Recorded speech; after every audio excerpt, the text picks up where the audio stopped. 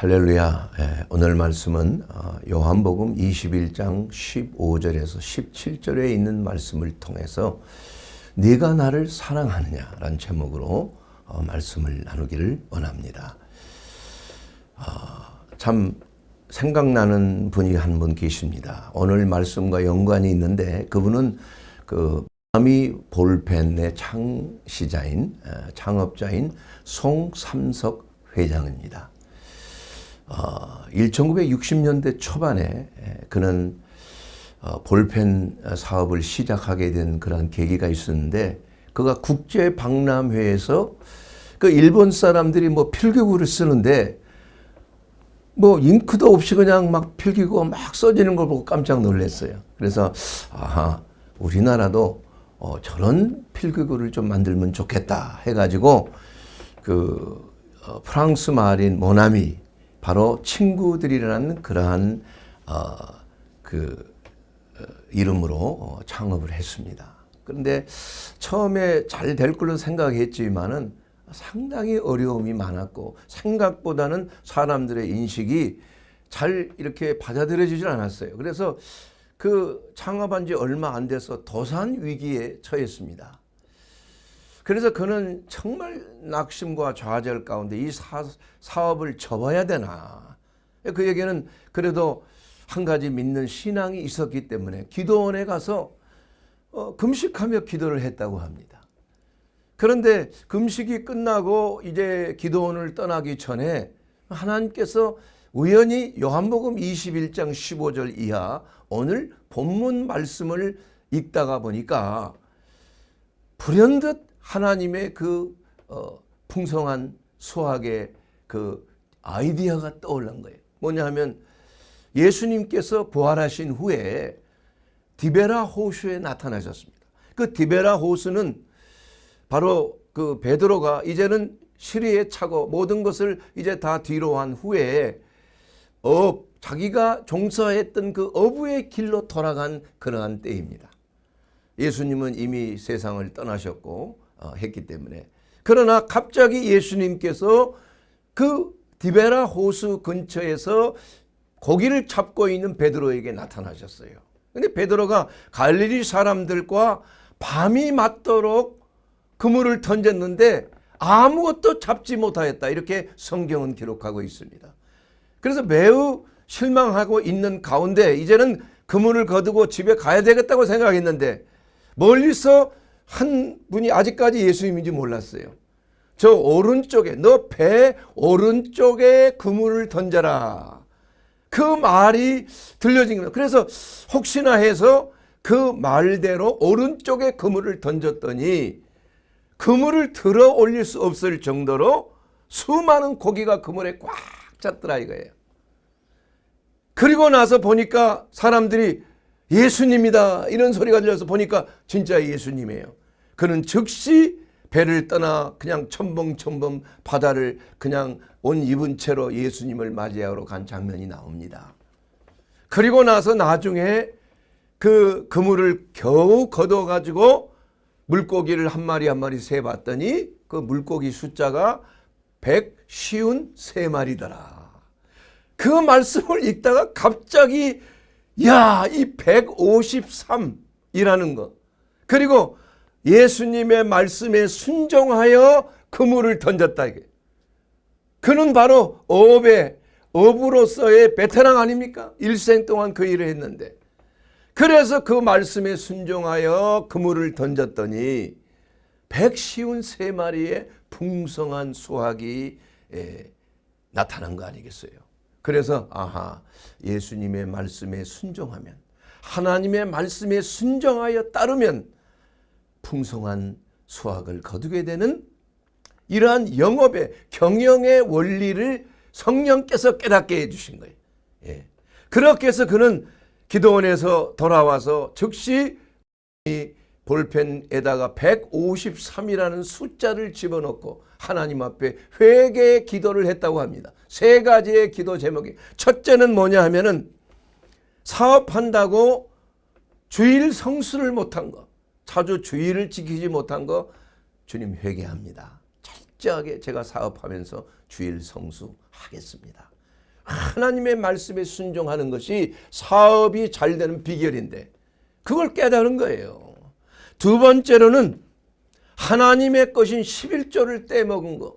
하나님의 소유인데 너희가 하나님의 것을 떼먹고 말이야. 너희가 도적질 안 했다고 하는 건 말이 안 되냐. 그 성경에도 말라기에 그의 말씀이 나와 있는 거 아니겠어요? 그렇기 때문에 11조 철저하게 지키고 하나님 앞에 드리겠습니다. 이렇게 사업을 하면서 결심을 한 거예요. 세 번째는 뭐냐? 기도를 게을리 했던 거지. 믿는다고 하면서 잠깐 예배 보고 그냥 평소에 기도하지 않는 것, 이러한 것들을 회개하고 이제는 하나님 앞에 늘 새벽 기도를 올리겠습니다. 그 새벽 기도에 대한 결심을 한 거예요. 하나님 앞에 이 새벽에 첫 시간을 하나님 앞에 하나님을 만나고, 베드로가 새벽에 디베라 호수에서 만나서 새벽 말씀을 듣고 배 오른쪽에 그물을 던졌을 때 그물이 찢어질 정도로 많은 수확을 얻은 것처럼 저도 예수님을 새벽에 만나고 예수님의 음성을 새벽에 듣고 사업에 순종하겠습니다. 그리고 나서 그가 50억 자루를 팔겠다는 결심을 했어요. 500억 자루. 근데 그게 50억 자루. 그래서 그의 살아있을 때 그것이 다 이루어졌습니다. 지금은 매달 전 세계적으로 한 달에 300만 자루가 팔린다고 그래요. 300만 자루가. 엄청난 것이죠. 예. 이것은 바로 우리 하나님께서는 우리가 하나님을 의지하고 하나님의 말씀에 순종하고 하나님의 법대로 따르면 하나님께서 경영하는 것을 이루어 주신다는 하나님의 말씀, 잠언서 16장 3절에 있는 말씀이죠. 너의 행사를 여호와께 맡기라. 그리하면 내가 경영하는 것이 이루어지리라. 아멘. 사랑하는 여러분, 이것은 하나님의 방법입니다. 우리가 먼저 내 뜻대로 행하고 하나님 앞에 기도하면 하나님이 들어주시겠다고 그렇게 말하는 것은 하나님을 만홀히 여김을 하는 것입니다. 우습게 여기는 거예요. 모든 것은 심는 대로 거두는 것입니다. 많이 심은 자는 많이 거둘 것이요, 적게 심은 자는 적게 거둘 것이요. 우리는 영적으로 심고 우리는 육체적으로 거두는 것입니다. 그리하여 너의 영혼이 잘 돼야 범사가 잘 되고 강건하게 되는 순서가 있는 거예요. 예. 우리가 하나님 앞에 하나님의 말씀을 듣고 하나님의 뜻에 순종하지 아니하면서 우리가 무슨 경영이 이루어지리라고, 무슨 가정이 잘 되리라고 기대를 합니까? 무슨 사업이 잘 되리라고 기대하겠습니까? 이것은 세상 사람들이 그렇게 하는 거. 예수님을 모르는 사람들이 모르기 때문에 그렇게 하는 것이에요. 그러나 우리는 하나님을 알고 하나님의 은혜로 말미암아 예수 그리스도를 나의 하나님, 나의 구주로 영접하는 자, 그 이름을 믿는 자들에게는 하나님의 자녀가 된 권세를 누리게 됐다. 이게. 그러면 하나님의 자녀로서의 마땅히 행할 것을 먼저 하라는 거예요. 너희는 먼저 하나님의 나라와 그 일을 먼저 구하라. 그리하면 이 모든 것들을, 물질적인 것들이에요. 것이라는 건 thing을 말합니다. 이러한 것들을 너희에게 뭐 하시리라? 더하시리라. 이것은 영원 불변의 하나님의 진리의 말씀인 것입니다. 모든 보이는 것들은 보이지 않는 것으로 말미암는다고 성경은 말씀하고 있는 것이에요. 그런데 보이는 것들로 이런 것을 추구하고 보이는 것들로 어떻게 하면 이 보이는 것을 좀 늘릴 수 있을까? 이렇게 생각하고 경영하는 것은, 그것은 하나님의 말씀에 따라 영적인 법칙에 어긋나는 것입니다. 그렇기 때문에 우리는 오늘 예수님께서 베드로에게 나타나셔서 베드로가 하고 있는 그 생업이 중요한 걸 아는 거예요. 열심히 노력하는 거 필요한 것입니다. 먹고 사는 거 필요한 것이에요. 그러나 자기의 노력으로 열심히 했지만은 아무것도 잡지 못한 거예요. 인간의 노력, 하나님은 일부러 그렇게 하십니다.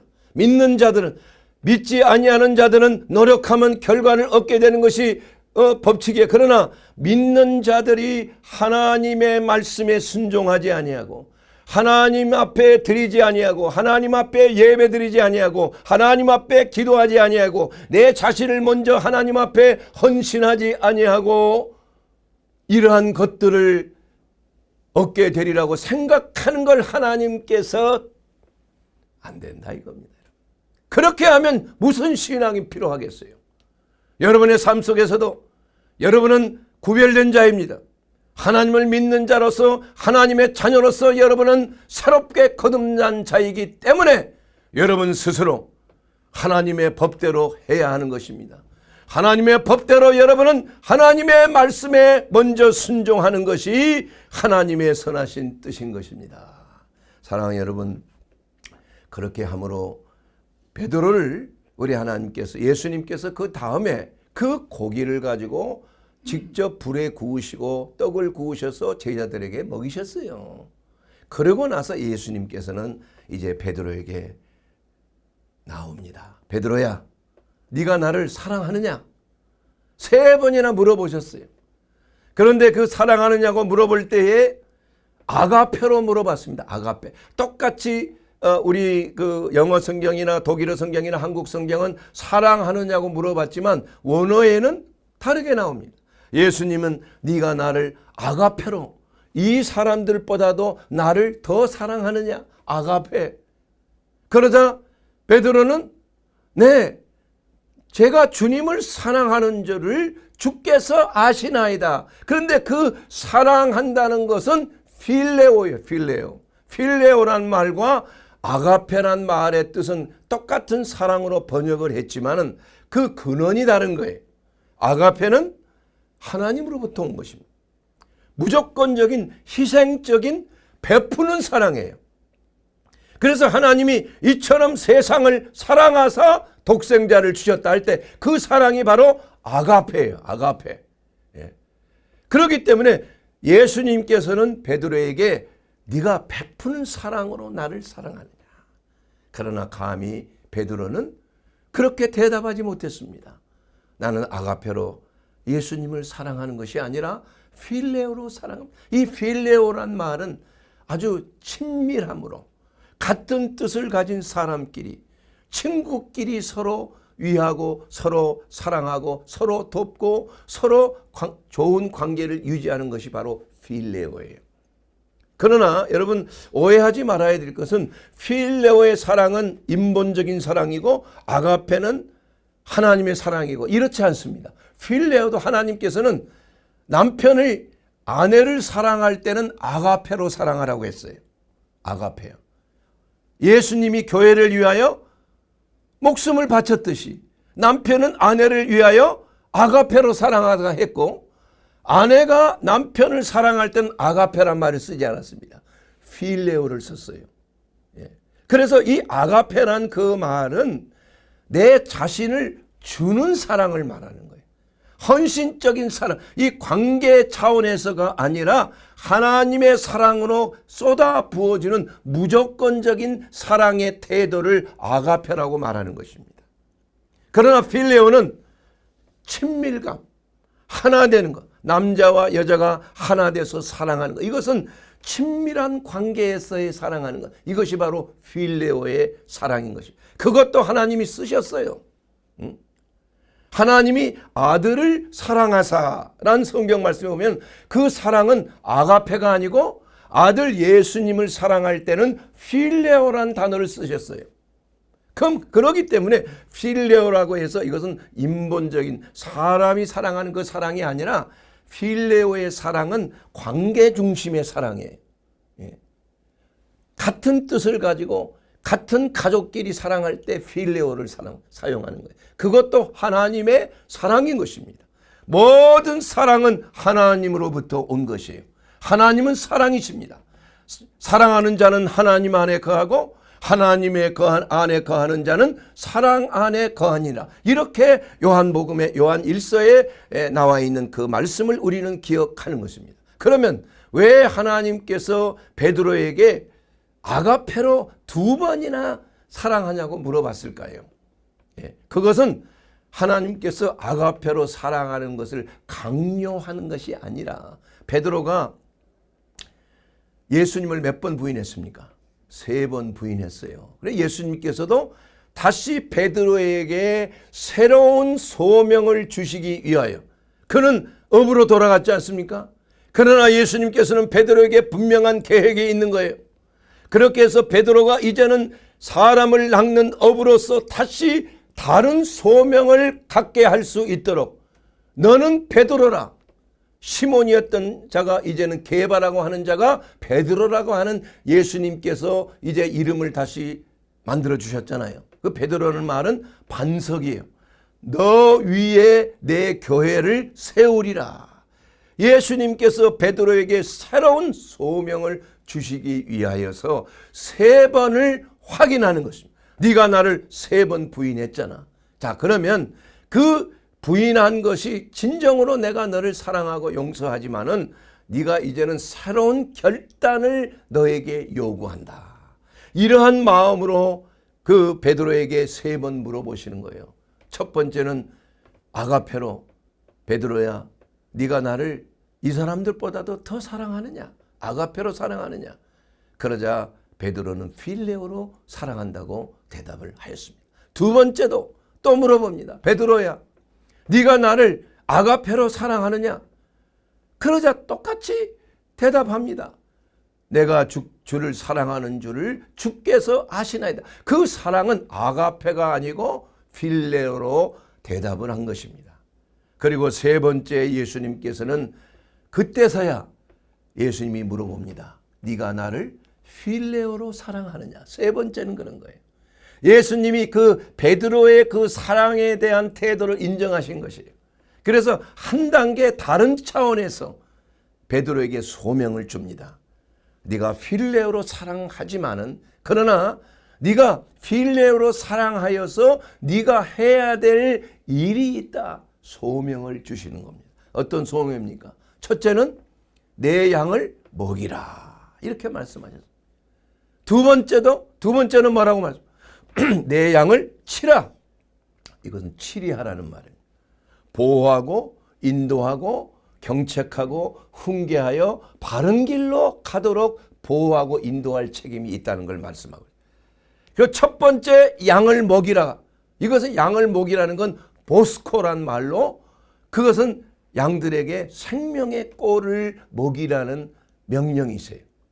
그리고 3번째는 또 내 양을 먹이라. 필레오로 물어보시면서 필레오로 대답한 베드로에게 내 양을 먹이라. 자, 그러면 2번 먹이고 1번 치리하는 거죠. 이게 바로 이 교회 안에서 목장의 원칙이 성도들에게 하나님의 말씀의 양식을 예수 그리스도를 성령의 공동체 안에서 우리가 받아야 될 하나님의 양식, 생명의 양식을 2번 먹고 1번 인도함을 받는 것입니다. 맨날 인도하기만 하고 먹을 것을 주지 아니하면 양들이 어떻게 인도함을 받겠습니까? 먹는 것이 중요한 것입니다. 그렇기 때문에 여러분 아가페와 그 필레오라는 그 단어를 너무 그 이분법적으로 생각하지 마시게 되기를 바랍니다. 우리는 똑같이 하나님의 사랑으로 내리사랑, 부모가 자식에게 그냥 주는 사랑 아니에요?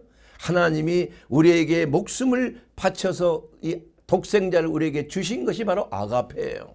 그러나 우리가 서로 사랑하는 것은 또한 아가페이지만 하나님이 우리를 사랑하는 것 또한 이것이 필레오로 하나님의 자녀를 사랑하는 것이 필레오로 인정을 하고 사랑하신 것이에요. 그러니까 아가페와 필레오는 하나님의 사랑인데 그 사랑의 방향이 다른 것이에요. 아가페는 무조건적으로 아래쪽으로 내어 쏟아지는 희생적인 사랑입니다. 그리고 필레오는 옆으로 같이 나누고 같이 함께하고 같이 뜻을 가지고 사랑하는 거예요. 그래서 십자가의 역사예요. 바로 하나님이 우리에게 무조건적인 사랑, 일자로 내려오는 수직적인 사랑이 아가페입니다.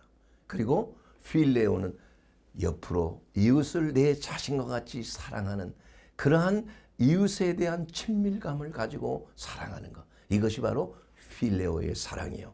바로 사랑의 십자가를 이루게 되는 놀라운 하나님의 사랑의 능력이 우리의 삶 속에 교회 안에 나타나게 된 것입니다. 사랑하는 여러분, 이와 같이 하나님께서는 이 베드로를 실망에 빠뜨려 있을 때 베드로를 외면하지 아니하고 베드로를 다시 부른 것입니다. 그래서 베드로에게 하나님의 사랑으로 하나님이 소명을 주실 때 네가 나를 사랑한다면은 사랑에는 반드시 뭐가 따라야 돼요?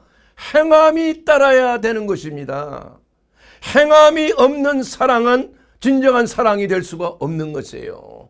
그래서 우리가 하나님의 말씀 고린도전서 13장의 사랑의 장을 보면은 사랑은 오래 참아야 되는 것입니다. 사랑은 온유해야 되는 것입니다. 사랑은 시기하지 아니하고 교만하지 아니하고 자랑하지 않는 것이 사랑인 것입니다. 사랑은 또한 무례하게 예의 없이 행동하는 것이 사랑이 아닙니다. 또한 사랑은 자기 유익만을 구하는 이기적인 것은 사랑이 아닌 것입니다. 또한 사랑은 성내지 아니하고 악한 것을 생각하지 아니하는 것이 사랑인 것입니다. 사랑은 모든 것을 참고 모든 것을 믿고 모든 것을 견디는 것, 이것이 바로 사랑하는 자가 행동해야 될 태도가 되는 것입니다. 이것을 분명히 성령 충만하여 성령의 역사가 우리 가운데 임할 때 우리는 어떠한 사랑하는 자의 삶을 살 것인가? 하나님을 사랑하고 이웃을 내 자신과 같이 사랑하는 것이 율법의 대강령인데, 가르침인데, 그 사랑을 우리가 행할 때 어떻게 해야 되는가? 예수님께서 구체적으로 말씀하신 것입니다. 베드로에게 네가 사랑하는 것이 뭐냐? 너에게 주는 사랑이 뭐냐? 그 사랑의 행함이 뭐냐? 첫째는 나의 양을 네가 먹이라는 것입니다. 내 양이라는 것이에요. 내 양. 사랑하는 여러분, 그러면 양을 먹이라는 것은 뭐를 말하는 것일까요?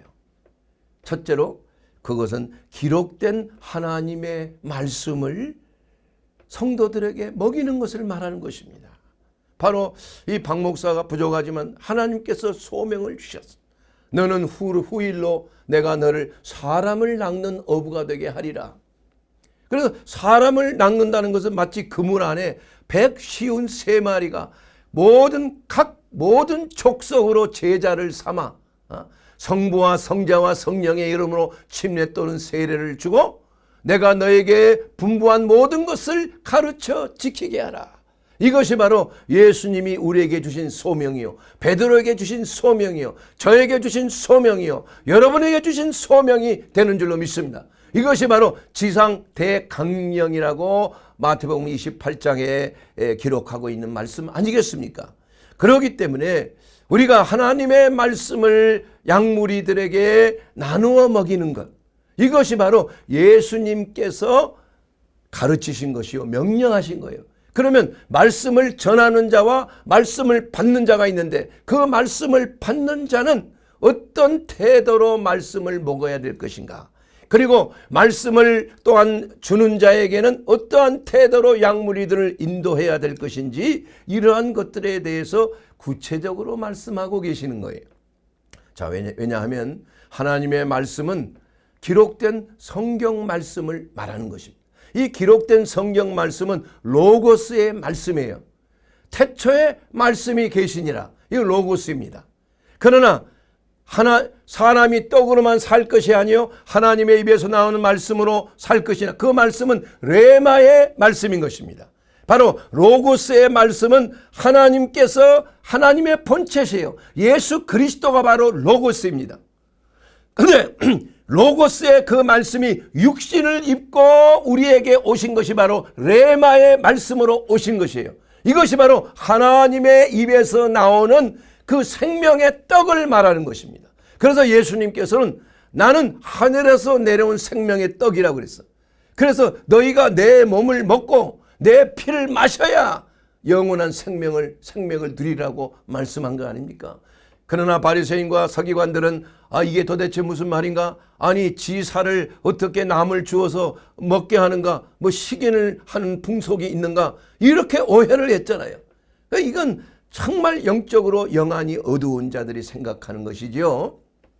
그렇기 때문에 하나님께서는 바로 요한복음 1장 14절에 말씀이 육신이 되어 우리 가운데 거하심에 우리가 그의 영광을 보니 아버지의 독생자의 영광이요 은혜와 진리가 충만하더라. 바로 하나님께서는 우리에게 매일매일 개인적으로 오늘 여러분에게 교회에 주시는 그 말씀은 레마의 말씀으로 하나님의 입에서 나오는 그 말씀이 이 종을 그냥 스피커로 도구로 사용하신 거예요. 하나님이 입에 말씀을 두신 것입니다. 이것은 제 것이 아닙니다. 이것은 하나님의 것입니다. 하나님의 것을 받아서 하나님의 것을 여러분에게 드리는 것이에요. 그러므로 이 베레아 사람들은 고상하여 바울이 전한 말씀을 하나님의 말씀으로 받은 것입니다. 그래서 성경을 상고함으로 그 말씀이 자기의 것이 되도록 묵상을 한 것입니다.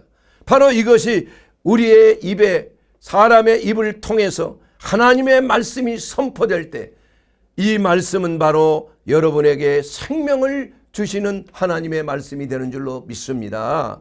그래서 이 말씀을 여러분이 받을 때에 우리가 어떤 태도로 받아야 되는 것인가? 이건 마치 유아에게, 어린 아이들에게 먹이는 것, 그 양식을 주는 것, 이유식을 주는 것과 똑같아요.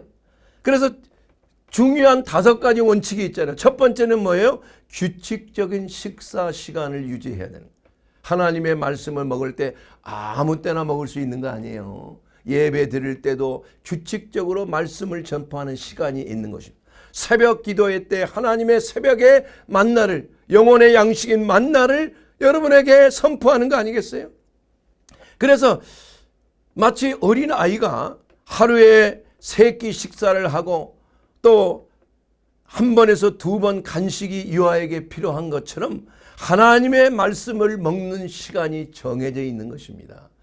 집회가 있을 때, 성도들이 모여 있을 때 그 시간이 항상 모일 수는 없는 거 아니에요? 새벽 기도 시간에 모일 수 있는 거예요. 물론 이것이 유튜브를 통해서 모일 수 있지만 직접 이 가운데 모여서 얼굴과 얼굴을 맞대고 하나님의 말씀을 나누는 것이 가장 최선의 방법입니다. 그래서 새벽 기도 시간에 또한 우리가 저녁 기도 시간에 하나님의 말씀을 묵상하며 기도하는 시간을 가지는 거예요. 우리가 점심 때에도 우리가 3끼를 식사를 하는 것처럼 늘 하나님의 말씀을 기도하면서 하나님의 말씀을 묵상하는 시간을 가지는 것이 매우 중요한 것입니다. 그래서 때에 따라서 하나님의 말씀을 전파해야 되고 그 때를 꼭 굶지 말고 그 때에 따라서 시간에 따라서 하나님의 말씀을 받아들이게 되기를 주의 이름으로 축원합니다. 각자 교회마다 하나님의 말씀을 전하는 시간이 있을 거예요. 그것은 바로 성도들에게 하나님의 말씀의 양식을 먹이는 시간이에요. 그래서 그 말씀을 받아 먹어야 되는 거예요. 딴짓하고 있으면 안 돼요. 목자가 양무리들 이끌고 갈 때 딴짓하고 어디로 혼자 이렇게 돌아다니면은 먹지도 못하고 나중에 잡혀 먹을 수가 있는 거예요. 예? 그와 같이 목자의 음성을 따라서 이리 오너라 하면은 따라가는 것입니다. 그리고 나서 이곳에서 먹으라 하면은 먹는 거예요. 그리고 또 이리 오너라 하면은 또 다른 데로 가는 것입니다. 그래서 이걸 시간에 따라서 규칙적인 시간을 유지하게 되기를 주의 이름으로 축원합니다. 또한 정해진 장소에서 식사를 하는 것이 중요한 거예요. 정해진 장소. 여러분 밥을 먹으면서 그냥 방바닥에 앉아서 먹는 그런 것이 얼마나 참 유익하지 못할 뿐만 소화가 안 되지요. 식탁에서 정해진 시간에 앉아서 그렇게 식사 환경을 만드는 것이 중요한 것입니다. 우리가 하나님의 말씀을 듣고 조용히 묵상하고 하나님의 음성을 듣는 해방받지 아니하는 장소를 정해야 되는 거죠. 그리고 그 때를 정하고 그 장소를 정해서 말씀 묵상할 때는 TV 다 끄고 스마트폰 다 끄고 전화도 받지 아니하고 집중해야 하는 거예요. 집중해야 돼요. 예. 이것이 2번째로 정한 장소에서 하나님의 말씀을 받아 먹는 것입니다. 묵상하는 것입니다. 3번째로는 편식에 조심해야 돼요. 목자는 그 양들이 좋은 꼴이 어디 있는지를 알기 때문에 독초가 있는 곳에는 절대 가지 못하게 하는 거예요. 잘못된 음식을 먹고 배탈이 나면 병들면 큰일 나는 거 아니에요? 예? 잘못하면 탈수로 인해서 생명이 위협해질 수가 있는 거 아닙니까? 그렇기 때문에 목자는 생명의 꼴이 어디에 있는지 아니면 배앓이를 하고 독풀이 어디 있는지를 잘 알고 양무리들을 바로 인도하기 때문에 골고루 영양가가 있는 풀이 있는 곳에 목자가 인도하는 곳에 따라가야 하는 것입니다. 사람은 혼자서 하나님의 말씀을 먹다가 잘못하면 이단이 되는 거예요. 그렇게 해서 많은 이단들이 혼자서 깊숙이 산에 가서 기도하다가 뭐 특별한 계시를 깨달았다. 뭐 몰몬 성경이라든지 뭐 문선명이 이러한 그 뭐 통일 원리라든지 이러한 모든 것들이 또 다 이런 것에 나온 것입니다. 혼자서 자기가 해석을 하고 자기 마음대로 하다 보니까 마귀가 미혹하는 거예요. 거짓된 교리를 만들게 하여 많은 사람들을 미혹하게 하는 결과를 가져온다 이겁니다. 또한 네 번째로는 스스로 먹을 수 있도록 자율성을 존중하는 거예요. 하나님의 말씀을 전하면 그 말씀을 스스로 받아 먹어야 돼요. 마음밭이 깨끗해야 됩니다. 옥토밭이 돼야 돼요. 돌짝밭이 되어서 말씀을 던지면 그 말씀이 뿌리를 내리지 못하고 말씀은 뿌리 내리지만 올라가지 못해서 가시덩굴과 이러한 것들이 자라는 걸 막아버리면 안 된다 이게. 또 길가에 말씀이 뿌려지면 새가 와서 다 받아 먹어버린다 이게. 그래서 우리는 옥토밭이 되도록 하나님의 말씀을 받는 밭을 늘 기경해야 하는 것. 마음을 해쳐야 되는 거예요. 상한 심령으로 하나님 앞에 나와야 되는 줄로 믿습니다. 내 껍질이 깨어져야 돼요. 찢겨져야 되는 것이에요.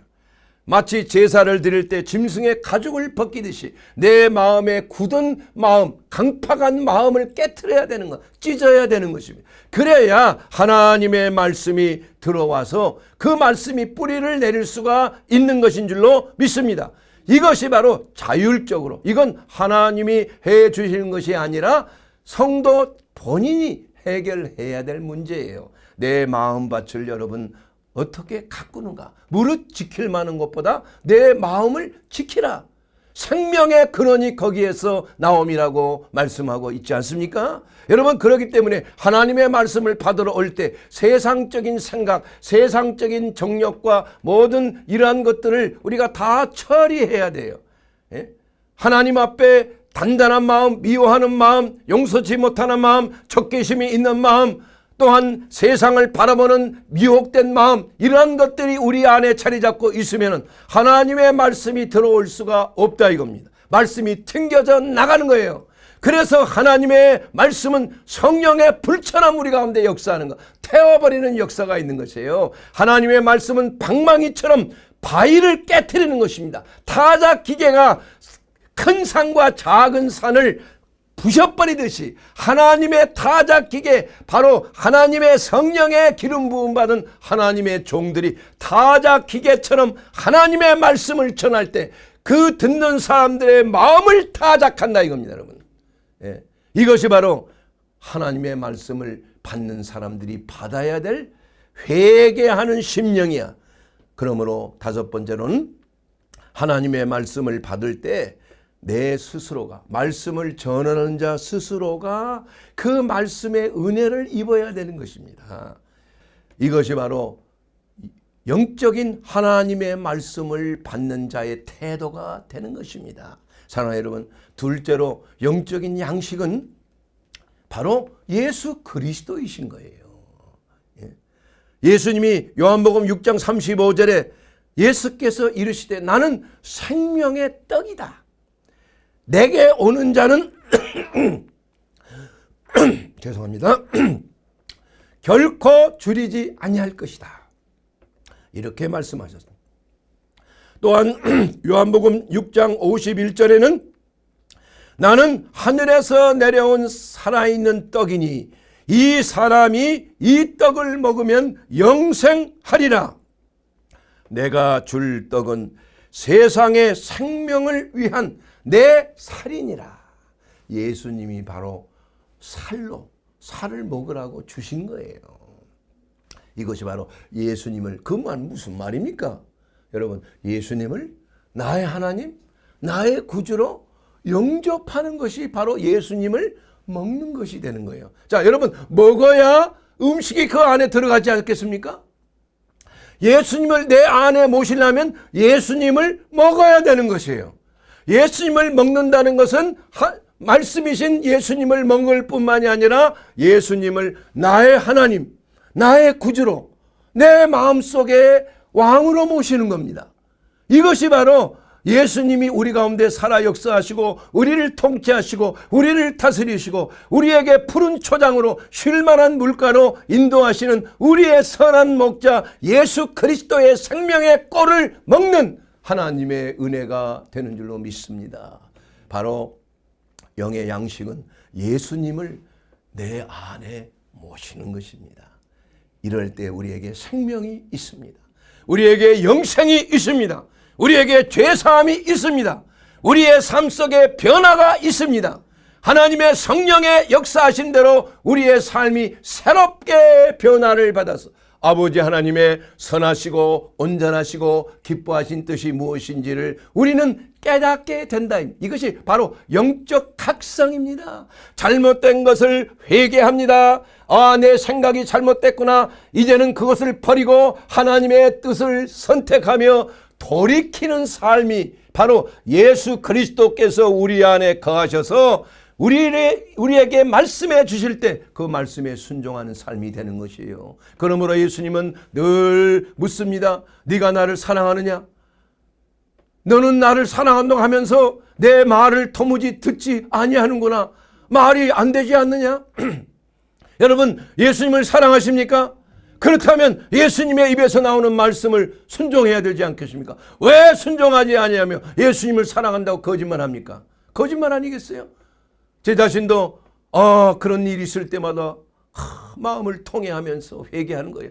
예수님은 제가 사랑하는 자가 아닌가 봅니다. 예수님의 말씀에 이르는데 제 행동이 이렇게 하는 거 보면 형제를 미워하거나 분노하는 마음이 있거나 그야말로 그냥 악한 마음속에 그냥 복수하고자 하는 그런 마음이 생긴다면 그 어찌 예수님이 우리 마음 안에 계신다고 생각할 수가 있겠습니까? 사랑하는 여러분, 그렇기 때문에 원수까지도 사랑한다는 아가페적인 그 사랑이 우리의 삶 속에 역사하기 위해서는 바로 그리스도가 우리 안에 거하셔야 되는 줄 믿습니다. 여러분, 성령의 능력이 임하면 우리 가운데 사랑이 임합니다. 사랑이 임하면 우리 몸에 있는 모든 치유 호르몬이 이것이 분비가 되는 거, 옥시토신 사랑의 호르몬이 분비가 돼서 면역 기능이 상승이 되고 혈압이 떨어지고 정상화되는 거예요. 또 세로토닌과 도파민 호르몬이 분비되어서 우리 자신의 마음속의 모든 우울증과 미움과 적개심을 사랑과 용서의 마음으로 변화시키는 것이 바로 사랑의 치유의 힘이란 얘기예요.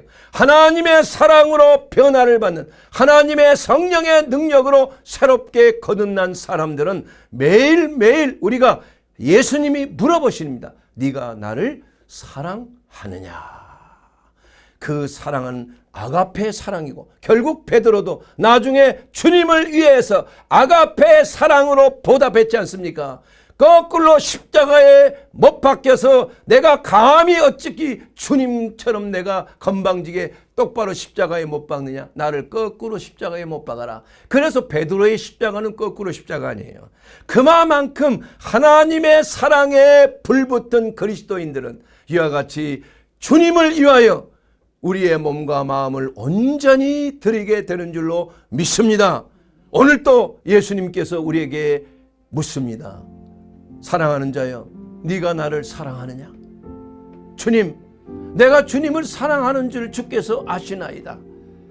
그럴 때 주님께서 말씀하십니다. 내 양을 먹이라. 내 양을 치라. 내 양을 먹이라. 이것은 바로 우리 주에 있는 그리스도입니다. 잃어버린 어린 양들, 그들에게 하나님의 말씀을 전하는 것입니다. 주 예수를 믿으십시오. 주 예수가 여러분의 하나님, 여러분의 개인적인 구주가 되시면은 여러분은 하나님의 자녀로 거듭납니다. 그러므로 우리가 예수 그리스도를 믿고 성령 안에서 회개함으로 말미암아 내 삶이 이제는, 과거에는 내 자신의 영달을 위해서, 내 자신의 영광을 위하여, 내 자신의 목적, 이것이 바로 내 자신의 유익을 위하여 살았지만 이제는 그리스도 안에서 하나님을 사랑할 뿐만이 아니라 내 자신, 이웃을 내 자신과 같이 사랑하는 사랑의 자녀로서 거듭나게 되는 줄로 믿습니다. 사랑하는 여러분, 오늘 이 말씀 속에서 그리스도의 사랑이 우리를 강건하여 우리를 인도해 주시는 줄로 믿습니다. 우리가 어떠한 매맞음을 당하고 어떠한 핍박을 당하고 사방으로 우격다짐을 당할지라도 우리가 낙심하지 하고 좌절하지 아니하는 것은 주께서 우리와 함께 하시기 때문입니다. 너희가 세상에서 환난을 당하나 담대하라, 내가 세상을 이겼느니라. 우리는 그리스도의 그 사랑의 능력이, 놀라운 치유와 회복의 능력이 우리의 영과 혼과 몸에 역사하여 그야말로 전인적 구원, 흠없이 보존되는 하나님의 성령의 위대한 역사하심으로 여러분이 사랑할 수 있는 거룩한 그리스도인으로 거듭나게 될 줄로 믿습니다.